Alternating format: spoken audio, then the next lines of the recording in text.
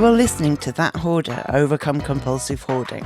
Learn about hoarding disorder from me, somebody who has it. I promote a better understanding of hoarding disorder, a stigmatised mental health condition that is mocked rather than treated with compassion. I want to change that, and by talking openly and honestly about hoarding, I hope to start conversations that help. Find out how to support the podcast at overcomecompulsivehoarding.co.uk/support. Finally, I am not a doctor. I'm just a hoarder doing her best. So do seek professional support if and when you need it. So I am here with Jo Cooke. Jo is the author of Understanding Hoarding, Reclaim Your Space in Your Life, and the soon-to-be-released Overcoming Chronic Disorganisation, Finding Strategies That Work. She is also the director of Hoarding Disorders UK and an accredited member of the Association of Professional Declutterers and Organisers. Jo, how are you? Hi, I'm really well, thank you. Really well. Thanks for having me. Oh, thank you for coming on. Well, for listeners, Jo and I have been chatting for ages, and I was glad to finally have an excuse to get her on the podcast. So, how did you first get into the area of hoarding that led you to be in the position you're in now? I know, I sort of didn't grow up thinking I'd help people too much stuff, but I think as a child I was nosy. I think as a professional we would use the word curious. Yeah, I got into it after my dad died. My dad was Polish. He grew up during the war. He hated waste. He remembers his parents sacrificing their food to give to him. So we'd have to eat every grain of rice on our plate growing up. But my mum managed him and sort of edited, curated as we went along without him really noticing. But she died way before him, and he said, right, well, you're not touching my stuff. You can sort it all out when I'm dead, which we did. Or I did mainly, and I've got 4 other siblings. So it took me 4 months to clear the family home out. You know, we didn't just have one log shed, we had 3 log sheds. We had, he had all his old cars and tools galore. And then I realised that, there was, I was quite good with dealing with stuff, quite good with dealing with people. And I didn't realise that there was an association of people that help people in their homes. So I took redundancy from the Department of Education and set up my own business. And then I realised that yes, there is hoarding, yes, there is clutter and disorganisation, and I think that I realised that that we need to look at all of those things very differently. So that was 10 years ago that I set my own professional decluttering company, but also Hoarding Disorders UK. So it's a 10-year anniversary of not only hoarding being recognised as a mental health disorder, but 10-year anniversary of being part of a community interest company. Amazing. So 10 years on and I'm still here. We're still here. Going strong. Very much involved in understanding the research. I think you do more research than I do. But, just very pleased to be involved in unpicking. And I think it is really unpicking and unpacking. We talk about the meaning in the mess. What is happening in someone's environment that contributes to it not serving in a home that serves us anymore. What are the implications of someone's environment having on them physically and mentally? So looking at that and really pleased to share that knowledge with other people. So I think, I've been doing this for 10 years now and just recognising different patterns of behaviour. So given that you have such specialist knowledge of hoarding and that was what your first book was about, what led you then to the field of chronic disorganisation for this second book? Well, I think it really, I began to realise in the homes I was working in that they would often present as hoarded homes. But when you started to challenge people in terms of, whether or not they wanted to let an item go, they go, oh, yeah, no, that's fine, that can go. And actually, I began to realise that I wasn't seeing as much shame as I was in other people with hoarding behaviours. I know it sounds funny, but I think there's a lot of, and we've talked about this before, someone with hoarding behaviours wouldn't go, oh, yes, please come and help me. Whereas someone who's chronically disorganised would go, yes, it might be shame, but it's like, yeah, I've got myself in a pickle. Oh, yes, please come and help. So I was recognising more of a trend of my client base in terms of them having suffered a bereavement, or their son might have got a diagnosis of ADHD, yet they might not be seeing their own ADHD, and a lot of those neurological conditions that have gone undiagnosed. But also, I seem to sort of attract menopausal women, and I'm thinking, yep, that's me, and helping them through that. And I think hearing through the professionals that I'm working with, they'll go, well, we got them to tidy up, but then I go back next week and it's back to being messy again. And I'm thinking, yes, this isn't because people, it's not that they won't tidy up, it's that they can't tidy up, and recognizing that. Yes, 100%. I really appreciated the sections and mentions of menopause in the book, because I think there is a bit of a societal thing happening where people are starting to talk more openly about menopause. And you're seeing that with various, celebrities talking about it and that kind of thing. And I think this way of looking at it beyond what is going on with your hormone levels to how is it affecting your daily life, and starting to apply it to things like chronic disorganization is really new as far as I can see. Definitely. Yes, I think chronic disorganisation was mentioned in the States quite a long time ago. In fact, there is an institute of challenging, organisation. But I think in this country, more and more, we're beginning to talk about issues that in the past we would have found shameful. So people are going, well, yes, actually, my brain doesn't behave in the same way it was. And I think a lot of people are going, look, this used to be my filing system. Now I'm lucky enough if I can throw it into a box file. So I think the book, I wanted to sort of say, look, I'm not giving you a perfect life with a perfect pantry and a perfect body, but to say, look, yes, we might all be impacted by disorganization, but actually let's be kind to ourselves and recognize this isn't about you being, lazy. It's not about you being stupid. Yes, we will have days where it will just be really difficult to do the laundry, to do the washing up, whatever it looks like. Just coming to terms with those day-to-day tasks can take everything out of our vessel.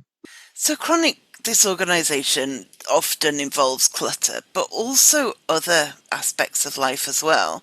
I wonder if you could talk a bit about how you would define chronic disorganization and how it affects people. I think when we define chronic disorganization, without having to go back into my book to find a definition, I think it's when there are sort of huge attempts at people trying to put systems in place or not having any systems, where it really impacts their day-to-day living. So, for instance, getting your children to school on time. I think for many people, there will be issues over time management, to perhaps having the right uniform out and staying on top of daily tasks like laundry. I think remembering to pay the bus penalty fine that came in, or remembering not to drive in the bus lane for starters, to getting tax returns not in on time. Some people will have huge attempts at putting systems in place. So they may well buy lots of box files, lots of filing solutions. Oh, yeah, this is going to be the perfect solution. They'll find a box file, a concertina file, a filing cabinet. But actually, none of those systems work. And it'll be the same as storage boxes. Yes, I found the perfect storage solution. I'll buy this pink box. No, pink works better than clear box. And no, I'm going to get round ones. I'm going to get ones that stack, but don't actually put anything in it. So there's that with the attempts of being organised, to not having any systems in place at all. So where, for the 15th time, they haven't been able to, not the 15th time, but they haven't been able to go on holiday because they can't find their passport. They haven't been able to spend Christmas with their loved ones because they can't find their car keys. and I think that can really impact not only on people's personal lives, but also their professional lives as well. Not being able to achieve everything that they're meant to. So, can often be chastised for poor timekeeping or not getting projects done on time. So I think it's a huge area, and I think we can all be impacted. Situational, it can be inherited, it could be linked with neurodiversity. Anything can tip us over the edge. Sleep deprivation. I mean, try wading through life on 2 hours sleep. And having read your book over the weekend, I slightly made myself laugh by spending the 10 minutes before this call panic searching for my headset and my water bottle, both of which I found, both of which were within reach of where I'm sitting, but could I find them? Oof, it took a while. And so, yes, it felt very apt. Yeah.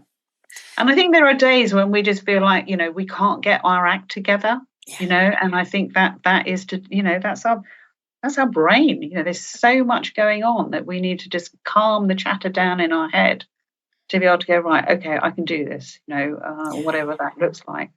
I'm working with one lady, she's got a storage unit of dirty laundry. That is how overwhelmed she is. When you look at even the simple tasks of laundry, I think you've covered it in one of your podcasts. Yeah. Huge. And it's so constant that you can never feel fully on top of it because you know that by tomorrow there'll be more. Yeah, absolutely. So what are the links between chronic disorganisation and hoarding? Like, would you say all hoarders are chronically disorganised, or are they quite separate? I think there's a huge overlap of hoarding with chronic disorganisation. Certainly in the homes that I've worked in. But then some hoarding is very neat and tidy, and it's also obsessive. But I'm seeing more of the chronic disorganisation. So, as if you're going in. So I think that is huge, because someone will buy the same item twice or three times because they can't find the first one in the first place. But I think it's understanding, why has someone got 8 pairs of secateurs? Are they hoarding secateurs, or is it because they can't find the first one in the first place? But I think there is many links with hoarding and chronic disorganisation, because I think it's, and I know you covered this before, all to do with this sort of the executive functioning, of our brains in terms of the ability to organise, to plan, to prioritise, with the decision making and the overthinking. I think those are real perfectionism. I think they are real traits of people with hoarding behaviours. And then you've got the thought process of why we keep our things. But I think there are strategies. I think there are strategies in terms of approach things and reframe things. But also, I think when we can start to not feel rubbish about ourselves and feel shame and feel that we are stupid, I think that is huge in terms of being able to adapt things to the way that we would like. And I think that's where support groups really come into play, because when you've got that me too, that feeling of me too, I'm not the only one, I think that can be huge. Connecting up with other people that know exactly what you're going through. And you mentioned it there, as well as connections to hoarding, there are a lot of links between chronic disorganisation and ADHD and executive dysfunction. And I really like that you dedicated quite a chunk of the book to executive dysfunction. How would you say that struggles with executive function make chronic disorganisation worse or exacerbate it? Well, I think it's just the ability to recognizing the challenges that you have when you have executive dysfunction. Anyone can have executive dysfunction. It's such a lofty word. I wish they'd find something that made it easier for people to understand. It just sounds so big and complicated, and it's not. I mean, executive dysfunction is when, if you've had 2 hours sleep, we can all be impacted by sleep deprivation. If we've had drunk a bottle of whiskey the night before, we can all be impacted by executive dysfunction. Having a baby and going through menopause, but also, in terms of any type of grief that we might be going through, depression, All of those can impact on our ability to just get up and to be able to do things. And it is those simple, and we're using everything in our, everything in our vessel just to be able to, whatever it might be, to be able to do the washing up, to be able to put the rubbish out. So I think some of the strategies, there's this lovely theory called the spoon theory. I don't know if you've read about it. Yes. Right. So today, if I've only got 9 spoons, how am I going to use those 9 spoons? And then recognizing that some days we will have more energy than others, depending on the factors, what's going on around us, and that's okay. But also recognizing that actually my best energy is first thing in the morning. So don't ask me to do anything after 4 o'clock because my brain is just mush. So recognizing that too, but also the importance of looking after ourselves, and what we put into our body and how we look after ourselves, impacts on our ability to manage life. From I know that if I was to eat a packet of Haribo sweets, I just wouldn't be able to do anything. Just the impact it has on my body. Or if I'm dehydrated, I know I can't think clearly enough to get stuff done. And it is about getting stuff done. I was struck that a lot of the things that cause or that can cause chronic disorganisation is another area where there's a lot of crossover with hoarding. You talked a lot about kind of grief and trauma and loss.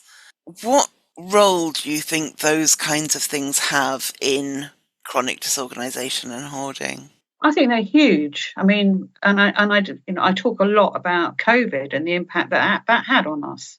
For some people, if they were impacted that, in terms of finding a traumatic experience with a big T or a little t. For others, it was like ideal time to get their act together and sort their homes out. But I think we're still seeing the aftermath of how COVID not only impacted on our sense of loneliness, on our behaviours, on our ability to think with clarity, just because that not knowing what's going on into the future impacted a lot of people. So I think we're still seeing the aftermath of that, and I think it led a lot of grief, as we said, and living in anxious times, anxiety, even when we're worried about the cost of living and have financial concerns, as well as concerns over any anxiety. I think any overwhelm as well, when we are overwhelmed, and I don't think there's enough done to address the chronic overwhelm that we feel, can lead us we can become stuck and paralyzed with that. And I think technology hasn't helped. We're living in this fast-paced life, and there's expectations to be this and do that. And then you've got labeling and perfect pantries and perfect bodies, and then the best vacuum cleaner to have in our home. It's just too much. And then technology, it allows us not to be able to focus on the things that we want to.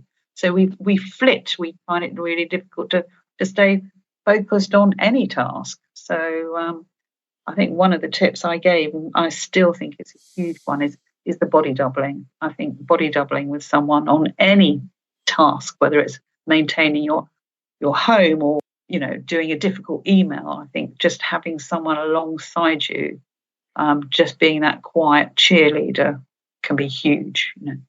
So come along to the De-Hoarding Accountability Zoom session on Sunday. Absolutely. You snuck that in really well. You set it up perfectly. I think it's going to be great. So yeah, I'm excited. No, that's really good.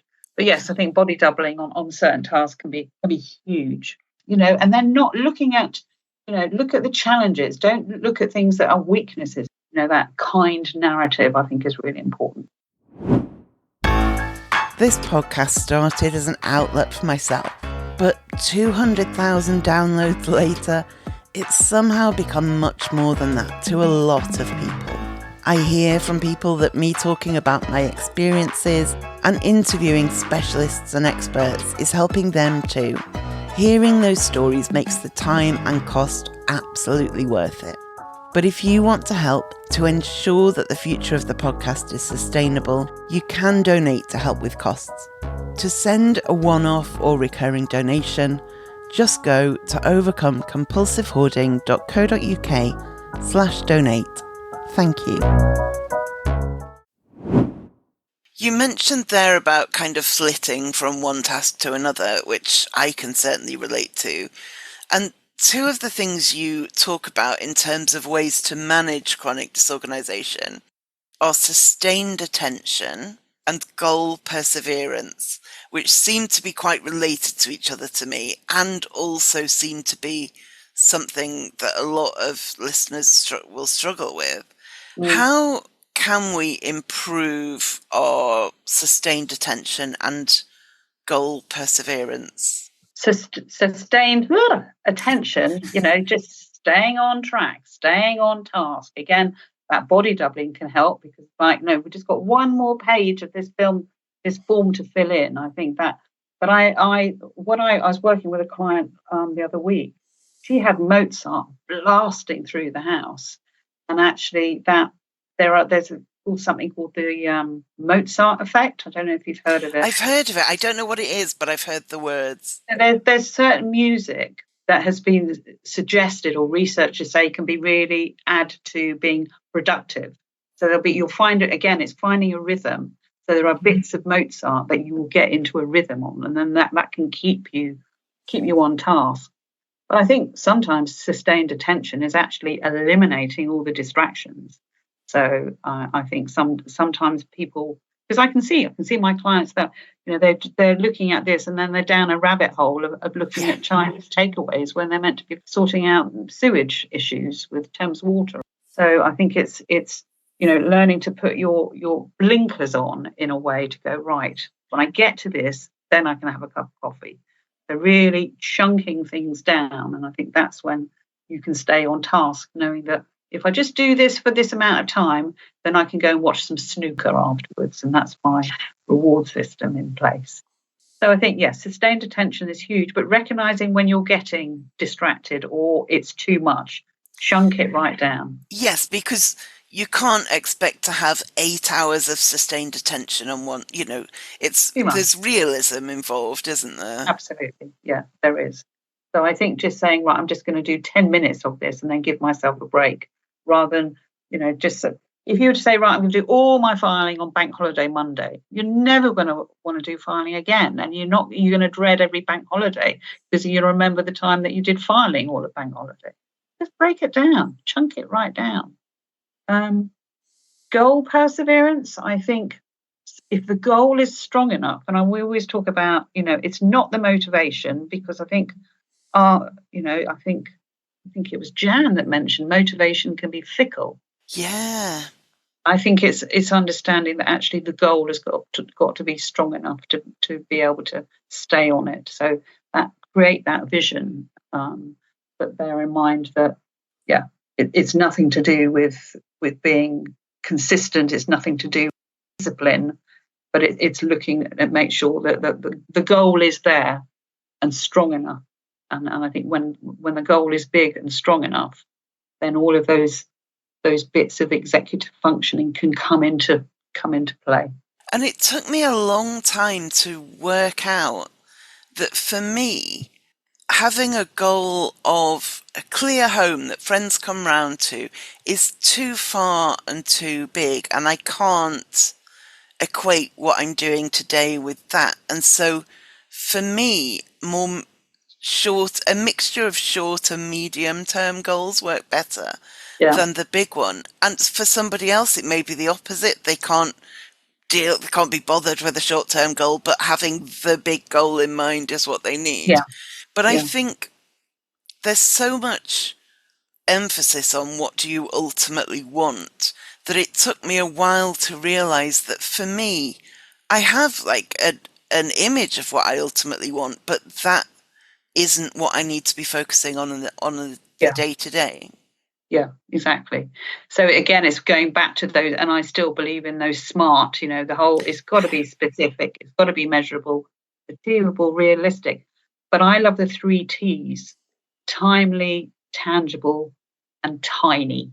tiny, because we start tiny, then we can get, and I think even like we talk about tiny habits, tiny goals, tiny tasks, it's all about, and then by doing that, you're building in your own confidence and Yes. building in that sense of self-efficacy, and I think sometimes it is that confidence. It's like, well, how do you run a marathon? You start off by walking in your trainers, in your living room. So that couch to five, that sort of, Yeah. I think that works for people.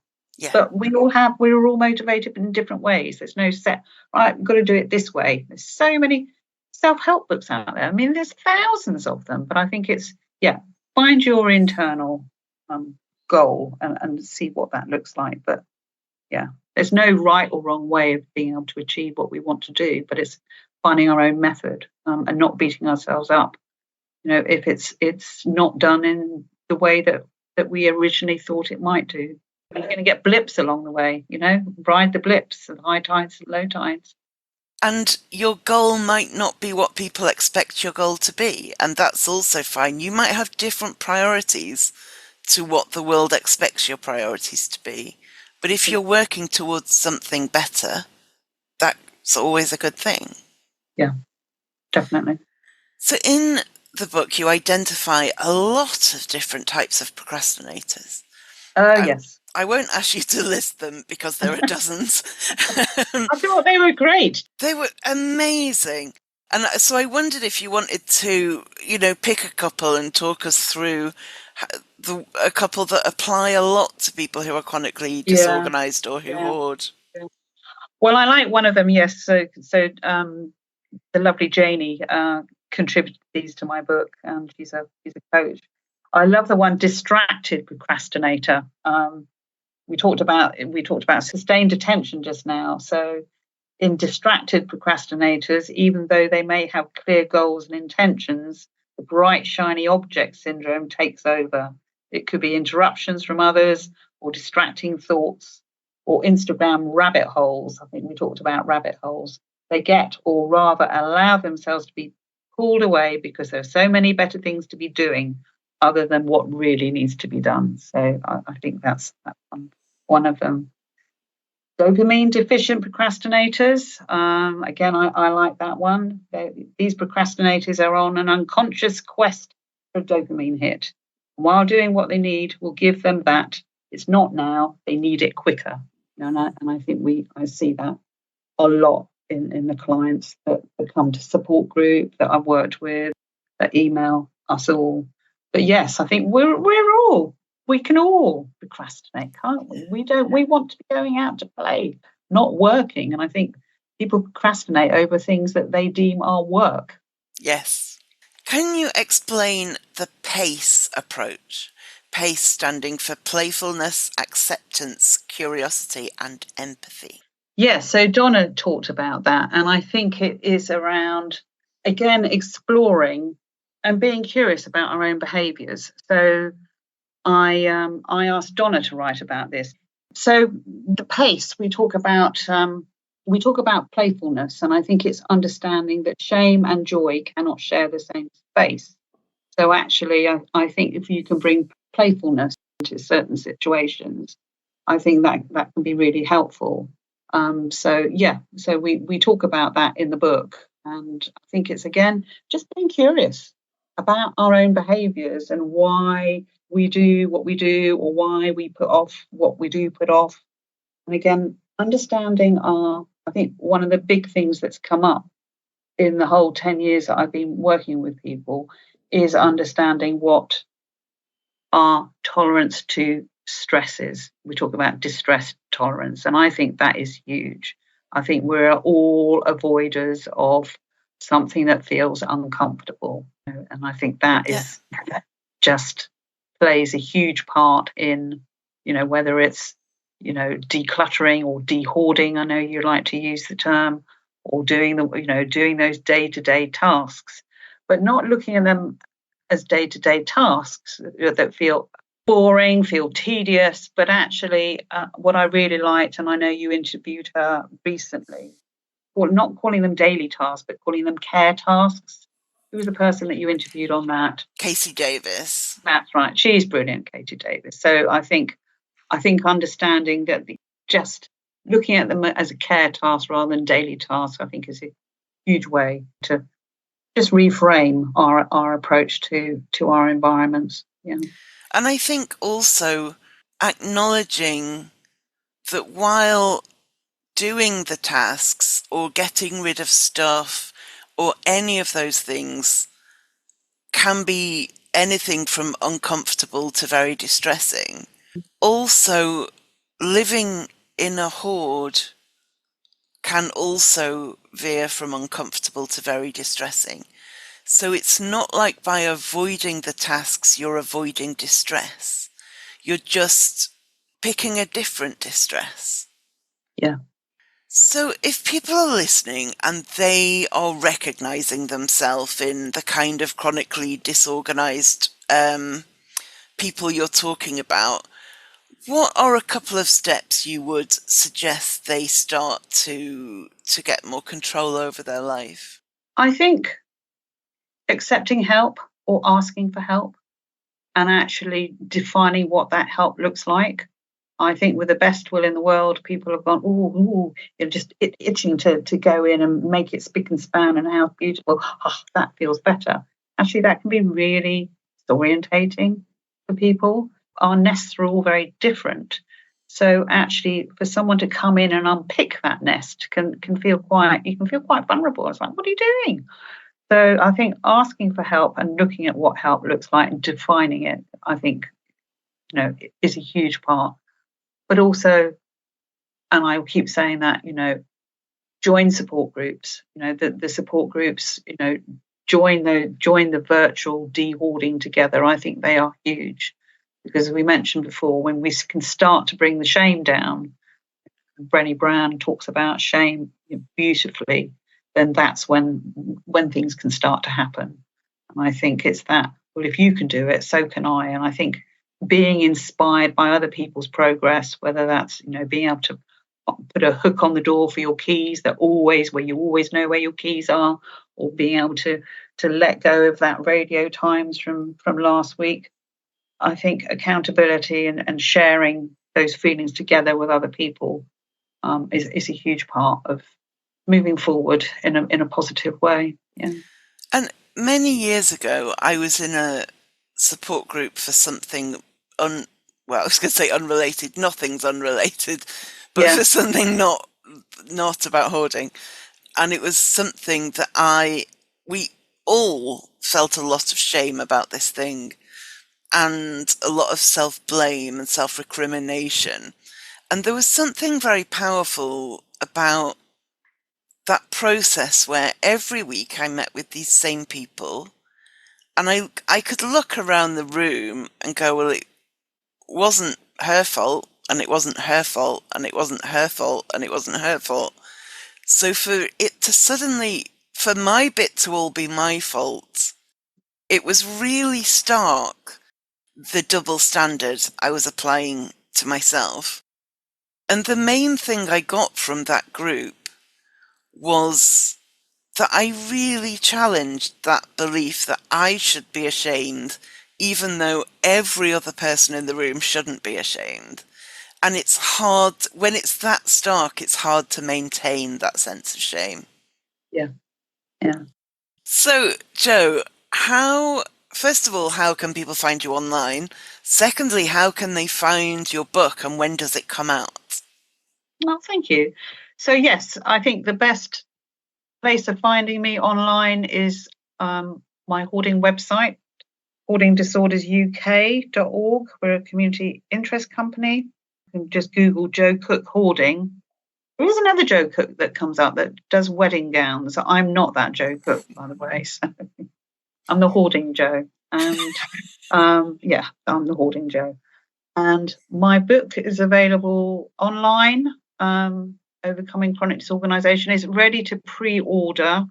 It's being published on the 20th of June. I'm actually having a little book launch, but that's in Devon. So if anyone's interested in that, in East Devon. So, yeah, I'm very excited about it. You should be. It's a great book. Having read it, I think it's got lots of practical, applicable stuff. It covers a lot of ground, and it looks at chronic disorganisation from a compassionate lens and also a comprehensive one. Yeah, no, I really enjoyed writing it, actually, and it's packed full of lots of case studies. So I think there's a lot of relatable material in there that I think people can go, yeah, that's me. Oh, good. I'm not the only one. Again, as we talked about before. Definitely. Okay, Jo, thank you. That's been so useful. Thank you so much for coming on. Yeah, you're welcome. It's a pleasure. So, shout out this week to the Speaking of Psychology podcast. This is a little mini clip of a guest called Samuel West talking about failure. Have a listen. There's a quote that I've stolen, and I have absolutely no idea who said this, but I love it. It's not failure if you call it an experiment. So, and I mean, you can laugh at it, but there's something really good to it. That if you design it as an experiment, say we've done our homework, we've got all the information we need. We're gonna take a risk that when it fails, it doesn't damage the organization or cost lives or suffering. We're gonna test it in a realistic environment, see what happens, and if it fails, hey, great, let's learn from it. It's data. It's data. To me, that's the most brilliant type of failure.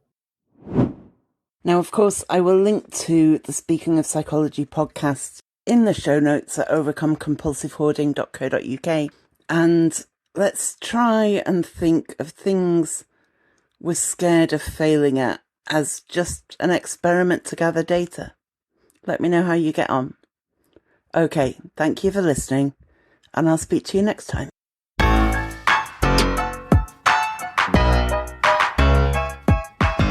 Thank you for listening to That Hoarder Overcome Compulsive Hoarding podcast. It's been a pleasure to have you on board.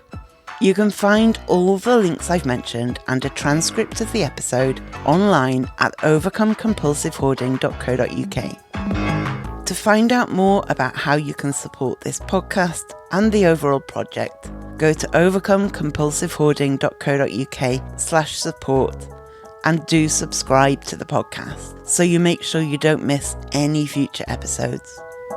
There may be links in this podcast that earn me money. This doesn't come at any extra cost to you if you make a purchase through those links, and it helps to support the podcast.